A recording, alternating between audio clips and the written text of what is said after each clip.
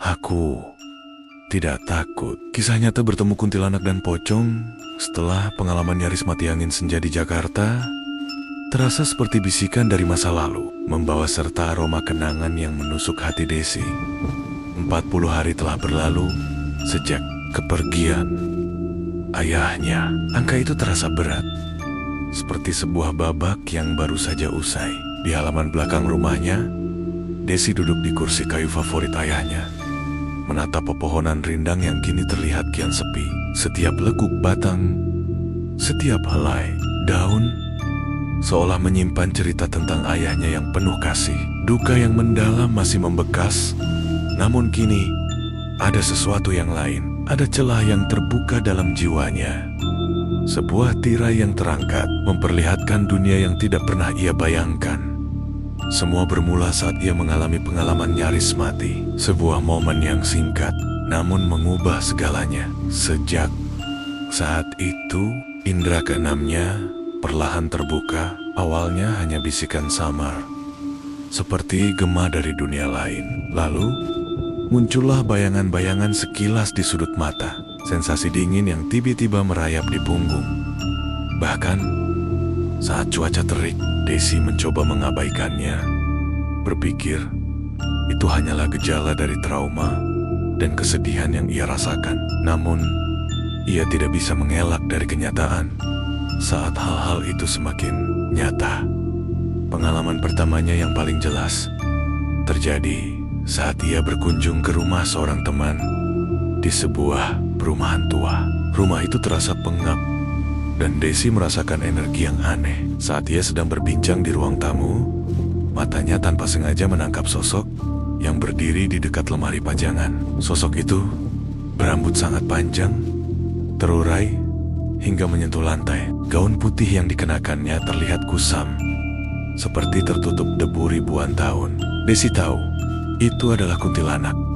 Jantungnya berdebar kencang, tapi ia berusaha mempertahankan raut wajah normal. Kuntilanak itu tidak bergerak, hanya berdiri di sana dengan mata kosong. Wajahnya yang pucat dan senyumnya yang tidak terlihat menakutkan, melainkan lebih ke arah melankolis. Desi merasakan ada semacam kesedihan yang terpancar darinya. Ia tidak mengancam, tidak mencoba menakuti. Ia hanya ada, seolah-olah ia juga bagian dari rumah itu. Desi menanduk, mencoba fokus pada percakapannya. Namun ia bisa merasakan kehadiran sosok itu sepanjang waktu. Ia sadar, kini ia bisa melihat mereka, para penghuni dunia lain yang berdiam di sekitar manusia. Setelah kejadian itu, pengalaman Desi semakin beragam. Suatu malam, saat ia dalam perjalanan di daerah Kuningan, mobilnya melambat karena ada kabut tebal. Di pinggir jalan, di bawah cahaya lampu jalan yang remang, muncul sesosok pocong. Balutan kain kafannya sudah compang-camping, dan wajahnya nyaris tidak berbentuk. Gerakannya kaku dan patah-patah, melompat-lompat kecil seolah sedang mencari sesuatu. Ketakutan yang ia rasakan berbeda dengan saat ia melihat kuntilanak. Pocong itu memancarkan aura kegelisahan dan keputusasaan. Desi menahan napas, tangannya gemetar memegang kemudi. Ia mempercepat laju mobilnya, dan sosok itu pun menghilang di balik kabut.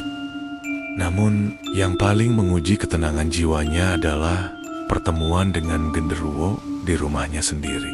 Suatu malam, ia terbangun karena suara berisik dari dapur. Ia melangkah perlahan ke ruang tengah. Di ambang pintu kamarnya, ia melihat siluet besar dan gelap. Itu adalah genderuwo. Sosok besar berbulu lebat dengan mata merah menyala yang menatapnya tajam. Bau apak dan tanah yang kuat menyelimuti ruangan. Genderuwo itu tidak mengeluarkan suara, namun kehadirannya terasa begitu menekan. Desi merasa sesak, seperti paru-parunya tidak bisa menarik napas. Ia tahu ketakutan adalah makanan bagi makhluk itu.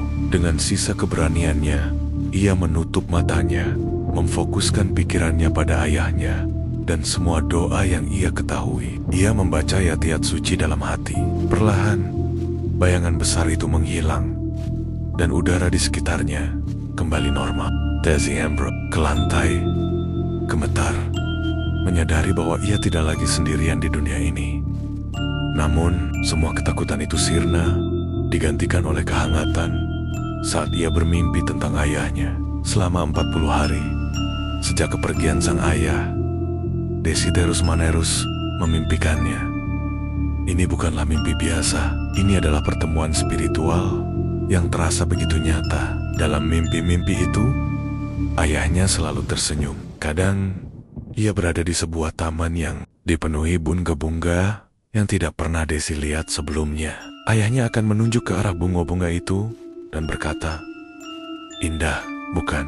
Kadang, ia duduk di sebuah bangku di pinggir sungai yang airnya jernih dan ia hanya tersenyum.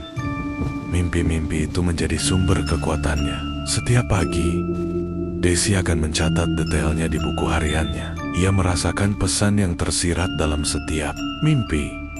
Ayahnya baik-baik saja. Ia berada di tempat yang damai. Pada hari ke-39, mimpi itu terasa sangat berbeda. Ayahnya tidak lagi tersenyum biasa. Senyumnya kali ini terasa penuh makna, seolah mengucapkan selamat tinggal. Dalam mimpi itu, ayahnya berdiri di ambang sebuah gerbang emas yang memancarkan cahaya terang. "Aku akan pergi," nah kata sang ayah. Suaranya terdengar lembut namun penuh kepastian. "Aku harus melanjutkan perjalanan." Desi terbangun dengan air mata membasahi pipi.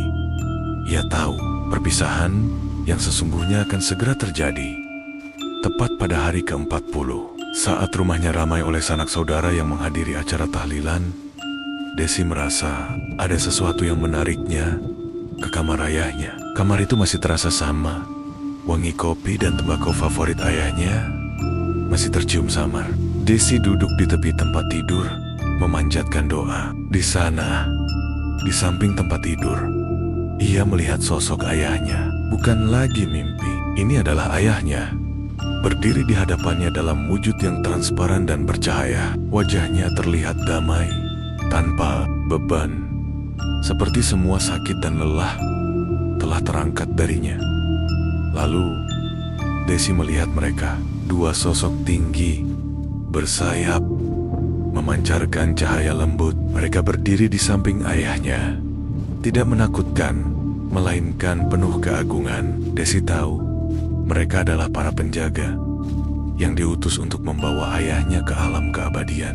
Hatinya penuh dengan rasa syukur dan sedih. Ayah akan pergi ke tempat yang lebih baik. Bisiknya lirih, air matanya menetes. Ia menyaksikan ayahnya mengangguk, lalu perlahan digandeng oleh kedua sosok bersayap itu. Mereka berjalan menembus dinding dan menghilang dalam lautan cahaya.